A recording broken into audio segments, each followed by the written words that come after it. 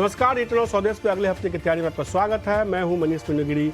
अगले आधे घंटे में मैं बताऊंगा कि इस हफ्ते भारतीय बाजारों में क्या हुआ और अगले हफ्ते के लिए आपको कैसे तैयारी करनी चाहिए। अगले हफ्ते के लिए भी हम तैयार करेंगे, लेकिन इस हफ्ते देखिए भारतीय बाजार में एक शानदार रैली देखने को मिली है। इस सीरीज़ की शुरुआत में खास तौर पे जब नवंबर सीरीज़ की मैं बात कर रहा हूँ, सीरीज़ की शुरुआत में किसी ने नहीं सोचा था कि इस तरह से बड़ी तेज़ी देखने को मिलेगी। हालांकि स्वदेश लगातार आपको बता रहा था कि बाज़ार में जब 19,000 के नीचे आया, 20,000 के नीचे होना शुरू हुआ, जब हम 18,800 के आसपास पहुंचे थे, तब लगातार ये चर्चा हुई। तो हम लगातार स्वदेश से बता रहा था कि तेज़ी देखने को मिलेगा। और इस हफ्ते देखिए हमने एक शानदार रैली देखी। खास तौर पे इस हफ्ते का आप रेंज देखिए निफ्टी का क्या देखने को मिला। 19,800 से लेके 20,291 का, यानी कि 490 अंकों का रेंज देखने को मिला, बड़ा रेंज देखने को मिला। और अच्छी बात यह है कि हफ्ते के आखिरी कारोबारी सत्र में न केवल रिकॉर्ड बना निफ्टी में, बल्कि इस हफ्ते के सबसे ऊपरी स्तर के आसपास हम बंद होने में कामयाब हुए। ये एक बेहद मजबूती का संकेत दिखाता है बाजार के लिए। अब बैंक निफ्टी देखिए, बैंक निफ्टी को लेकर और भरोसा बढ़ेगा। बैंक निफ्टी में हम देख रहे थे लगातार परफॉर्मेंस देखने नहीं मिल रहा था, एक रेंज में फंसा हुआ था, कह रहे थे कि चल ही नहीं रहा था। 44,000 का एक मजबूत जो कह सकते हैं हडल था, रेजिस्टेंस था, जिसके ऊपर नहीं पार कर रहा था, गैप अप पार किया। उसके बाद इस हफ्ते निचले स्तर से देखेंगे तो 1200 अंकों की, याद रखिए 1200 अंकों की रिकवरी निचले स्तर से बैंक निफ्टी में देखने को मिली। और सीधे तौर पे संकेत है कि हम बैंकिंग शेयरों में वापस से खरीदारी देखने को मिली। एचडीएफसी बैंक जैसे दिग्गज स्टॉक्स में हमने इस हफ्ते खरीदारी देखी है। कोटक जैसे बैंक देखिए, वहाँ खरीदारी देखने को मिली। इस हफ्ते आप देखिए खासतौर पर एक्सिस बैंक जैसे स्टॉक्स है, वहाँ खरीदारी देखने को मिली। तो ये संकेत है कि ठीक है, गिरावट कम से कम नहीं देखने को मिली। ये बैंकिंग स्टॉक थे, मजबूती दिखाए थे। आप एक्सिस बैंक देखिए 9.5% की मजबूती। ये संकेत है कि लार्ज कैप बैंकिंग स्टॉक्स में खरीदारी का रुझान बनता हुआ दिखा।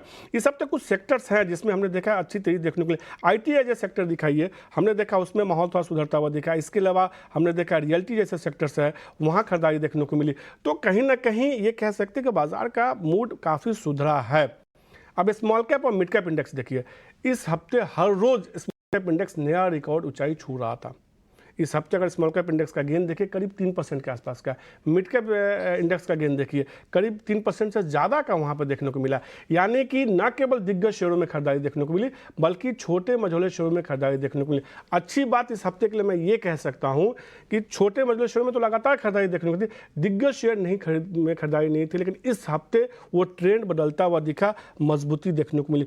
कोई ऐसा सेक्टर नहीं था इस हफ्ते जहां दबाव देखने को मिला। हर सेक्टर देखिए, भले 1% की तेजी हो या 2% की तेजी हो या 3% की तेजी हो, मजबूती देखने को मिली। रियल्टी इंडेक्स देखिए, वहाँ एक अच्छी मजबूती देखने को मिली, करीब 3% के आसपास का। मेटल इंडेक्स देखिए जो नहीं चल रहा था, Hindalco, Tata steel, JSW steel जैसे स्टॉक्स में इस हफ्ते हमने एक अच्छी रैली देखी, सब में खरीदारी देखने को 3% से ज़्यादा की मजबूती हमने निफ्टी मेटल इंडेक्स में देखा। हिंडाल्को देखिए यहाँ खरीदारी, जीएसडब्ल्यू स्टील जैसे स्टॉक्स से खरीदारी देखने को मिली। ब्रिटानिया जैसा स्टॉक्स देखिए नहीं चल रहा था, इस हफ्ते एक शानदार रैली देखने को मिली। कह सकते हैं एफएमसीजी में वहाँ खरीदारी देखने को मिली। कुछ और स्टॉक्स देखिए, ओएमसीज में बीपीसीएल का स्टॉक्स देखिए, वहाँ अच्छी खरीदारी देखने को मिली थी। ये मैं उन स्टॉक्स की बात कर रहा हूँ जो निफ्टी 50 के स्टॉक्स है, तो मजबूती देखने को मिली। तो कमोबेश ये कह सकते हैं कि बाजार का मूड अच्छा हुआ है और तमाम शेयरों में खरीदारी के रुझान वापस से बनते हुए देखने को मिल रहे हैं।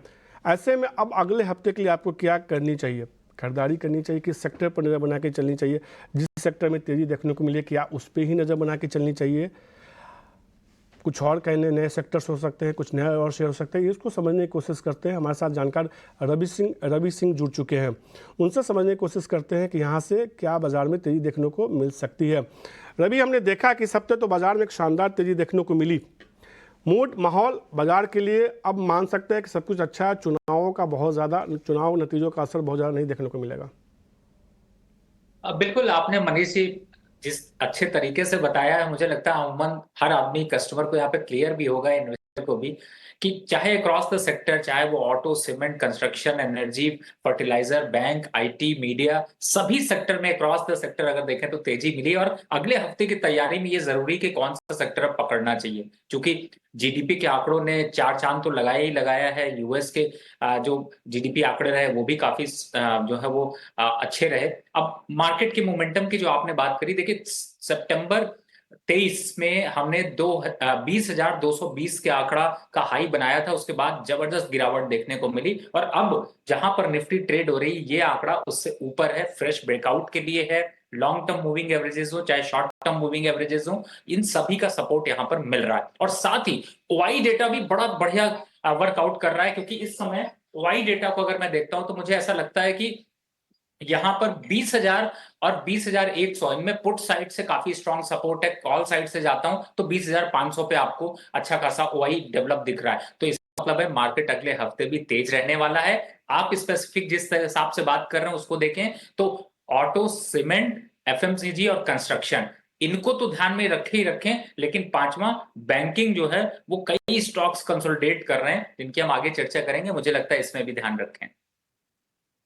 स्टॉक्स भी मत बता दीजिए, अभी आराम से बात करते हैं, अभी समय है हमारे पास। और तमाम शेयरों के बारे में आप बताइए कौन कौन शेयर अगले हफ्ते के लिए बना के चल सकते हैं। संतोष सिंह हमारे साथ जुड़ चुके हैं। संतोष जी नमस्कार। जिस तरीके से हमने देखा एक ट्रेंड बाजार में कहीं ना कहीं देखने को मिला था कि हम देख रहे थे छोटे मतलब शेयरों में तो तेजी बहुत शार्प देखने को मिली, लगातार इंडेक्स इस हफ्ते रिकॉर्ड ऊंचाई छू रहा था। निफ्टी, बैंक निफ्टी में से तेजी नहीं थी, लेकिन अच्छी बात यह है कि अब वापस से हेवी वेट स्टॉक्स जो हैं दिग्गज शेयर्स उसमें खरीदारी लौट रही है। रिलायंस जैसे स्टॉक्स में खरीदारी लौट रही है, एचडीएफसी बैंक जैसे स्टॉक्स में खरीदारी लौट रही है, एक्सिस बैंक में खरीदारी देखने को मिली। ऑटो स्टॉक्स देखिए रिकॉर्ड ऊंचाई पे चल रहे हैं, ऑटो इंडेक्स की बात करें तो मल्टी ईयर हाई पे चल रहे हैं। तो मैं ये जानना चाहता हूँ कि ये क्या अब ये बता रहा है कि आने वाले दिनों में स्मॉल कैप और मिड कैप के बजाय दिग्गज शेयरों पर ध्यान रखना चाहिए? देखिए, मुझे लगता है कि सबसे पहली चीज कि जबकि हम इस वीक एक इवेंट है जो कि रिस्क हो सकता है थोड़ा मार्केट के लिए, उस पे मैं थोड़ा सा ध्यान जो है आकर्षित करना चाहूंगा, क्योंकि टेक्निकली भी अगर आप देखेंगे एक ट्रेंड लाइन है जो कि तकरीबन अक्टूबर 2021 से अगर आप उसको एक्सटेंड करें तो इसी जगह पे तकरीबन 20,300 के आसपास से गुजर रही है, जो कि पिछली बर्तवा जैसा रवि बता रहे थे कि सितंबर महीने में जो हाई बना था उसी के आसपास से वो रेखा गुजरती थी, और वो फिर से जो है ठीक इवेंट के पहले ही जो है और हम उसके आसपास पहुंच गए हैं। इसका मतलब है कि कहीं ना कहीं वो रिस्क जरूर है। देखना चाहिए कि 20,300 ये किस तरह से निफ्टी नेगोशिएट करता है, और इवेंट हमारे सामने है, सोमवार तक सारी चीजें सामने होंगी। 20,300 मुझे लगता है कि अगर डिसाइसिवली मार्केट क्रॉस करता है, फंडामेंटल, मैक्रो, माइक्रो जितने भी फैक्टर्स हैं वो काफी सपोर्टिव हैं। मोस्ट ऑफ दी सेक्टर्स चल रहे हैं, लेकिन दूसरी एक चीज और थोड़ी सी देखने को मिली है, इंडेक्स पे जो वेटेज होता है वो सारी चीजें चल रही हैं, लेकिन इंडेक्स के अलावा भी जो ब्रॉडर मार्केट है अगर आप उसको ध्यान दें कि पिछले सितंबर में जब मार्केट ऊपर जा रहा था और इस मर्तबा जब हम उस हाई को पार किए हैं, तो डेली अगर आप देखें एडवांस डिक्लाइनिंग के रेशियोज थोड़ा कंफर्ट नहीं देते हैं इस ऊंचाई पर, क्योंकि बराबर अगर आप निफ्टी पे देखें तो तकरीबन 1400-1500 स्टॉक हाई पे हैं, जो कि एडवांसेस हैं। 1000 स्टॉक के आसपास डिक्लाइन पे हैं। अमूमन ऐसा देखा जाता है कि जब मार्केट एक बुल रन में होता है तो मोस्ट ऑफ द स्टॉक्स ऊपर होते हैं, और निचले स्तरों पे जो स्टॉक होते हैं वो तकरीबन 300-400 स्टॉक होते हैं। लेकिन इस मर्तबा ये चीजें थोड़ी सी केमिस्ट्री अलग सी दिखती हुई है, इसलिए जो चीज चल रही है वही चल रही है। इसका मतलब है कि मोमेंटम जो है स्ट्रांग है जहां पर स्ट्रांग है, इसीलिए जहां मोमेंटम है वहीं पे रहना चाहिए। अभी मोमेंटम जहाँ है वहीं पर रहना चाहिए, तो कहाँ रहना चाहिए संतोष जी बताएंगे थोड़ी देर में, हम और समझेंगे अगले आधे घंटे में कि किन शेयरों में मोमेंटम उनको दिख रहा है। अब एक एक इंडेक्स को पकड़ते हैं और उसके एक एक शेयरों की चर्चा करते हैं जिसमें हमने इस हफ्ते अच्छी तेज़ी देखने को मिली है। सबसे पहले तो मैं ऑटो की बात करूँगा। इस हफ्ते हमने देखा रफ्तार देखने को मिली है, नवंबर बिक्री के आंकड़े, ऑटो आंकड़े नंबर्स भी आएंगे। हीरो मोटर को आप देखिए, बजाज ऑटो जैसे स्टॉक्स देखिए, ये सब में एक बड़ी रैली देखने को मिली, और ये इसमें से कई सारे स्टॉक्स हैं जो मल्टी ईयर हाई पे, ऑल टाइम हाई पे ट्रेड कर रहे हैं। ये संकेत दे रहा है कि कहीं ना कहीं एक स्टोरी जो है खासतौर पे टू व्हीलर सेगमेंट में कि एक अच्छी रिकवरी देखने को मिल रही है। खासतौर पे रवि पूरे जो ऑटो सेक्टर है जिसकी मैंने चर्चा की, हीरो मोटोकॉर्प में देखिए 6% की तेजी इस हफ्ते, क्या शानदार तेजी देखने को मिली है। पूरे ऑटो सेक्टर में कोई शेयर आपको पसंद आ रहा है अगले हफ्ते के लिए, आपको लगता है नजर बनाकर चलनी चाहिए?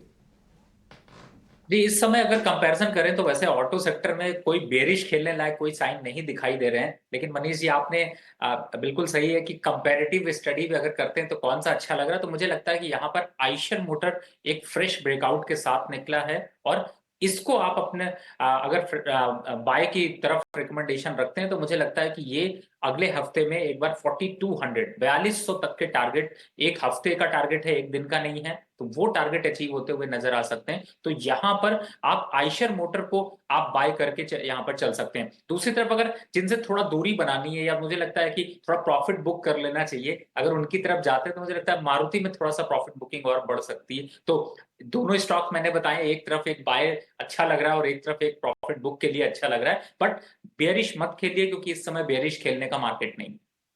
सीधे तौर पे ये रहा है कि आयशर मोटर मजबूती लग रही है, मारुति में थोड़ी गिरावट देखने को मिल सकती है, लेकिन आप बिकवाली नहीं करें, मंदी के सौदे मत खड़े फिलहाल करें। ऑटो शेयर में आप फंस सकते हैं, नुकसान आपको हो सकता है। अब पीएसयू इंडेक्स देखिए, इस हफ्ते हमने देखा 3% से ज़्यादा की मजबूती देखने को मिली, संतोष। अब स्टॉक्स देखिए आप, अगर आप कुछ स्टॉक्स के चार्ट देखिए, आपको दिखने को लगेगा कि क्या हो क्या रहा है। रेडा की लिस्टिंग हुई, शानदार लिस्टिंग हुई, चलिए उसको अब हटाते हैं। अब स्टॉक्स देखिए, पीएफसी, आरएसी, इस हफ्ते की तेजी, गेल देखिए उसकी तेजी, बीपीसीएल देखिए उसकी तेजी, ये तमाम स्टॉक्स देखिए। पीएफसी करीब 15-16% की मजबूती, आरएसी का चार्ट दिखाइए, उसमें भी करीब 15-16% की ही मजबूती देखने को मिलेगी, क्योंकि कह सकते हैं दोनों जुड़वा भाई। गेल में 9% की, आरएसी का चार्ट दिखाइए, दोनों जुड़वा भाई की तरह है, पीएफसी और आरएसी। आपकी जानकारी के लिए मैं बता दूं, बीपीसीएल देखिए वहाँ एक अच्छी मजबूती देखने को मिली, एमओआईएल देखिए वहाँ एक अच्छी खरीदारी देखने को मिली। ये सरकारी कंपनियों के शेयर में जो खरीदारी हो रही है, संतोष, इनमें कोई शेयर आपको एक दो पसंद आ रहा हो तो मुझे बताइए। टूवर्ड्स पीएसयू काफी चेंज हुआ है मार्केट में और उसके कारण काफी अच्छा जो है लिवाली देख रहे हैं। और मुझे लगता है कि जिन कंपनियों के नाम दिए हैं आपने, फ्रेश ब्रेकआउट देखने को मिल रहा है, तो गैस अथॉरिटी ऑफ इंडिया गेल में है। दूसरा एक पीएसयू बैंक में अगर मैं देखना चाहूँ कि वहां पर पीएनबी मुझे अच्छा लग रहा है, क्योंकि आप देखें कि काफी दिनों के कंसोलिडेशन के बाद वहां पर एक ब्रेकआउट दिख रहा है। अगर आप देख लें फाइनेंशियली नंबर्स भी 2 क्वार्टर से काफी अच्छे आ रहे हैं पीएनबी के, तो वहां पर एक कैचअप रैली देखने को मिल सकती है। 2 स्टॉक मुझे काफी अच्छे लग रहे हैं। ये जैसे स्टॉक्स है जो उनको पसंद आ रहा है, संतोष को, गेल उनको पसंद आ रहा है, वहाँ मजबूती देखने को मिल रही है। अब एक और सेक्टर देखिए जिसकी मैं हमेशा जो है कल की तैयारी में चर्चा करता, अगले हफ्ते की तैयारी में भी चर्चा करता हूँ, कल की तैयारी में भी कई बार चर्चा करता हूँ, वो है रियल्टी इंडेक्स। यहाँ भी एक शानदार मजबूती देखने को मिली। पूरा रियल्टी इंडेक्स देखिए 15 साल की ऊंचाई पे एक बड़ी तेजी देखने को मिली। इस हफ्ते भी देखिए करीब 3% की तेजी देखने को मिली। लोढ़ा जैसे स्टॉक्स देखिए, डीबी रियल्टी जैसे स्टॉक्स देखिए, प्रेस्टीज जैसे स्टॉक्स देखिए, वहाँ एक अच्छी रैली देखने को मिली। हालांकि लोढ़ा का थोड़ा प्रदर्शन थोड़ा कमजोर था इस हफ्ते। ओवरऑल रियल्टी स्टॉक्स की मैं बात करूँ इस हफ्ते, तो जिस तरीके से खरीदारी है रवि, और जिस तरीके से एक कहा जा रहा है कि एक टर्न अराउंड स्टोरी पूरे सेक्टर में देखने को मिल रही है कि अब इसमें कम से कम कुछ सालों तक तेजी देखने को मिलेगी। चलिए कुछ सालों की बात नहीं करते, अगले हफ्ते के लिए अगर मैं कहूँ 1 या 2 रियल्टी स्टॉक जिस पे आपको नज़र बना कर रखनी चाहिए, किस पर होगा? देखिए इस समय तो रियल्टी आपने बिल्कुल सही बताया मनीष जी, जबरदस्त तेजी के साथ में है, लेकिन ऐसे में भी अभी आप बड़े दिग्गज में भी बिड कर सकते हो, और ऐसे जो खासतौर से कंस्ट्रक्शन मटेरियल में उनको भी आप यहाँ पर देख सकते हैं। पहला स्टॉक जो मुझे पसंद आ रहा है वो अभी भी डीएलएफ है। मुझे ऐसा लगता है कि 680 तक के टारगेट ये भी अचीव करता हुआ नजर आएगा। थोड़ा सा वैल्यूएशन वाइज या नंबर्स वाइज या अगर चार्ट पैटर्न को देखें तो वो तो आपको अपट्रेंड दिखाई देगा, लेकिन अगर 620 और 600 के बीच में अगर मिलता तो और अच्छा है, लेकिन फिर भी करंट लेवल पे भी बाय करके चला जा सकता है 680 के टारगेट के लिए, और इसमें नए हाई अभी बनते हुए नजर आएंगे। स्टॉप लॉस की बात कर लें तो 580 575 के बीच का आप एक स्टॉप लॉस लेके चल सकते हैं। दूसरा, आपने जिस तरीके से आप इस समय देख रहे हैं, एक सनटेक शेयर है, हालांकि बहुत ज्यादा अग्रेसिव वॉल्यूम नहीं देखने को मिलता, लेकिन फ्रेश ब्रेकआउट डेली चार्ट पे देखने को मिल रहा है। और अभी के हिसाब से देखते हैं तो 550 580 ये 2 लेवल्स आने वाले समय में इस समय के मोमेंटम में दिखा सकता है। तो मुझे लगता है रिस्क रिवॉर्ड रेशियो अभी भी यहां पर बेहतर है। 470 के स्टॉप लॉस से इसको भी, यानी ये 2 स्टॉक्स आप इनको फोकस कर सकते हैं, और टारगेट होगा इसका 550 पहला, दूसरा होगा 580। ये 2 रियल्टी के काउंटर हैं जिनमें तेजी है। साथ में अगर कहते हैं तो बता दूं कि अगर एक बुक करना है प्रॉफिट तो सिर्फ एक ही स्टॉक दिखाई दे रहा है जो है गोदरेज प्रॉपर्टीज। थोड़ा सा प्रॉफिट बुक करना चाहिए, मुझे लगता है 2-3% का करेक्शन अभी यहां से दिखाएगा। अच्छी बात है ना, मुनाफा देखने से क्या फायदा है? मुनाफा अगर जेब में नहीं आया, घर में नहीं आया, उससे आपने पार्टी नहीं की तो क्या फायदा है? तो अच्छी बात है, गोदरेज प्रॉपर्टी मुनाफा करवा रहे हैं तो अच्छी बात है। जिनको लगता है, आपको लगता है कि यहाँ से थोड़ा गिरावट आ सकता है तो मुनाफा वसूली कीजिए, थोड़ा प्रॉफिट ले लिए, फिर नीचे आएगा तो फिर खरीदारी करके चल सकता है। और शेयर तो आपको बता ही रहे हैं, डीएलएफ उनको लग रहा है रवि को मजबूत देखने को मिल सकता है, खरीदारी करके चल सकते हैं 620 के आसपास। 620 के आसपास खरीदने का सलाह दे रहे हैं ना? जी बिल्कुल बिल्कुल मनीष जी। तो डीएलएफ में थोड़ी गिरावट आती है तो खरीदारी करके चल सकते हैं। 680 तक का लक्ष्य वो मान के चलने की मजबूती देखने को मिल सकती है, तो आप उसमें खरीदारी करके चल सकते हैं। अब एक और सेक्टर की मैं बात करूंगा, संतोष। आखिरकार इस सेक्टर में अच्छी बात ये हुई है कि अब इसका मूड ठीक हो रहा है। मतलब कह सकते हैं ना कि शुरुआत बेहद खराब हुई और साल का अंत वो बेहतर देखने को मिला। अंत भला तो सब भला। और दिसंबर का महीना अब शुरू होने वाला, आज से शुरू भी हो चुका है, दिसंबर सीरीज की शुरुआत हो चुकी है। IT, mid cap IT stocks में और large cap small cap IT stocks में तो हमने बड़ी रैली देखी इस साल, लेकिन लार्ज कैप आईटी स्टॉक्स में इस तरह की तेज़ी देखने को नहीं मिली। निफ्टी में जो पिछले कुछ दिनों में जो तेज़ी आई है उसमें एक बड़ी भूमिका आईटी स्टॉक्स की थी। टीसीएस देखिए, विप्रो देखिए जैसे स्टॉक्स में, एलटी जैसे स्टॉक्स देखिए, वहाँ खरीदारी देखने को मिली है। इन्फोसिस देखिए, ये कहीं ना कहीं एक सुकून दे रहा है कि चलिए अब जो है आईटी स्टॉक्स यहाँ से थोड़ा परफॉर्म कर सकते हैं। और जो खराब खबरें थी जिसकी वजह से तमाम ये शेयर गिरे थे वो थोड़ा उनको अब खत्म हो रहा है। तीसरी तिमाही के जब नतीजे आएंगे तो देखेंगे कैसे नतीजे आए तो उसका क्या असर देखने को मिल सकता है। इस लेवल पे संतोष, आईटी सेक्टर को लेके क्या नज़रिया है आपका, और क्या आईटी स्टॉक्स अगले हफ्ते के लिए कुछ आपको समझ में आता है, अगले हफ्ते के लिए, अगले कुछ दिनों के लिए जिसमें खरीदारी करनी चाहिए? आईटी में मुझे लगता है कि मनीष जी जो सबसे आउट परफॉर्म करेगा वो mid to small cap IT होंगे, क्योंकि प्रोडक्ट वाइज अगर देखें, जो कंपनियां प्रोडक्ट रिलेटेड हैं जैसे एलटीटीएस कह लें, टाटा एलेक्साई कह लें, ये मीडियम टर्म व्यू में आपको बता रहा हूँ, या फिर जो है आप देख लें कि केपीआईटी टेक, ये तमाम कंपनियां जो कि प्रोडक्ट में डील करती हैं, वहां पर बहुत ही अच्छी रुझान आने वाले टाइम पे देखने को मिल सकती है। लेकिन शॉर्ट टर्म में ये कंपनियां काफी बढ़ी हुई हैं। कोई भी करेक्शन हो, 5 to 7% करेक्शन, मुझे लगता है कि good opportunity to be in the sector. एक छोटी सी और कंपनी है लेटेंट व्यू, जो कि एनालिटिक्स पे काम करती है। मुझे लगता है कि चूंकि आने वाले टाइम पे डेटा एनालिटिक्स और एआई, इस पे काफी फोकस होगा, उस लिहाज से वो कंपनी भी मुझे अच्छी लगती है। अदरवाइज अगर लार्ज कैप की बात करें तो मुझे लग रहा है कि उसमें अगर किसी भी कंपनी को देखना है तो एचसीएल टेक, लगातार कई क्वार्टर से नतीजे काफी अच्छे रहे हैं, डिस्पाइट की वेस्टर्न जो है इकोनॉमीज में हम देख रहे हैं कि थोड़े डाउनफॉल या इकोनॉमिक डाउनटर्न जैसी चीजें हुई हैं लास्ट के साल 1.5 साल में, डिस्पाइट की इनके ऑर्डर बुक्स अच्छे रहे हैं, नंबर्स अच्छे रहे हैं। तो यहाँ भी इन स्तरों पे नहीं, लेकिन 5 to 7% any kind of correction मुझे लगता है कि मीडियम टर्म के लिहाज से आईटी सेक्टर में ये कंपनियां मुझे काफी अच्छी लगती हैं। स्टॉक्स में ये राय आते हुए अब एक और सेक्टर की बात करते हैं रवि। जिस तरीके से हमने तेजी देखा आप खासतौर पे एफएमसीजी स्टॉक्स में देखिए, ब्रिटानिया जैसे स्टॉक्स देखिए, उसमें अच्छी खरीदारी देखने को मिली इस हफ्ते, एक बड़ी तेजी देखने को मिली। तमाम वैसे स्टॉक्स दिखाइए, करीब 2.5% की मजबूती थी। आप चाहे ब्रिटानिया दिखाइए, कोलगेट दिखाइए, प्रॉक्टर एंड गैंबल जैसे स्टॉक्स दिखाइए, इन सब में हमने देखा कि इस हफ्ते थोड़ी खरीदारी का रुझान बनता हुआ देखा। HUL दिखाइए, ITC दिखाइए। ये क्या चुनाव से पहले कंजम्पशन स्टोरी हो रही है? क्योंकि एक चीज़ तो अच्छी बात है कि कंजम्पशन स्टोरी जब भी आएगी भारत में, अगर गाँव की बात करें, चुनाव की तरफ हम जा रहे हैं, तो एक चुनाव है, फिर अगले साल एक और चुनाव है, तो रवि कहीं ना कहीं जो है ना उन चीज़ों की डिमांड बढ़ती है जिसकी कॉस्टिंग थोड़ी कमी है। साइकिल की मांग बढ़ेगी, बाइक्स की मांग बढ़ती है, हम देखते हैं बहुत बड़े महंगे चीज़ों की डिमांड तो बहुत कम देखने को मिलती है। क्या वो ट्रिगर इंट्रैक्ट होना शुरू हुआ है? और ख़ासतौर पर मुझे ITC पे आपकी राय चाहिए, और इसके अलावा कोई और FMCG स्टॉक जो आपको पसंद आता हो। बिल्कुल मनीष जी, आपने एकदम सही बात कही है। इनफैक्ट पॉइंट टू पॉइंट अगर समझने की कोशिश करें तो आपने समरी ही हम बताई है। और इसी पे मैं थोड़ा सा ऐड कर दूं तो देखिए, B2B B2C की जो डिमांड है उसको अगर देखते हैं तो मुझे लगता है कि आपको FMCG काउंटर पे बिल्कुल बुलिश रहना चाहिए, क्योंकि इस समय अगर इकोनॉमी के हिसाब से देखें तो इन्फ्लेशन डेटा भी सपोर्ट कर रहा है, जीडीपी के नंबर्स पर रिफ्लेक्शन भी दिखा है। तो जो पैटर्न है या जो इन्वेस्टमेंट पैटर्न है वो भी चेंज होगा और FMCG स्टॉक की तरफ बढ़ेगा।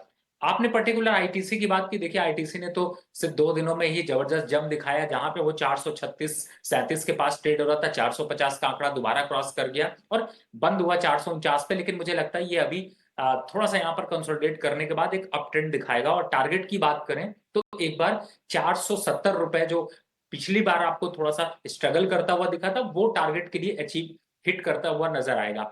दूसरी तरफ पूरे कंपैरिजन अगर करते हैं तो एक अंडर वैल्यूड स्टॉक, या फिर ये कहें कि बहुत कंसोलिडेशन कंटिन्यूड आपको देखने को मिल रही है, वो है यहाँ पर डाबर।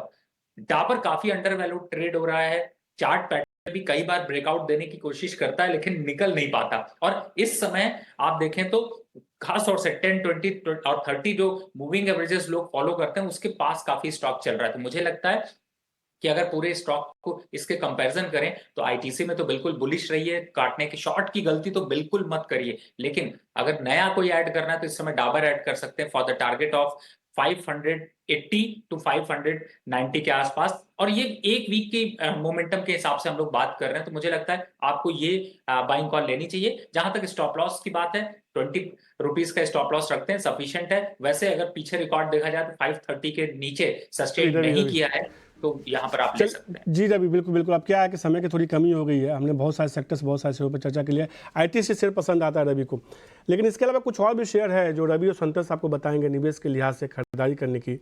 बात करते हैं वीआईपी स्टॉक्स की।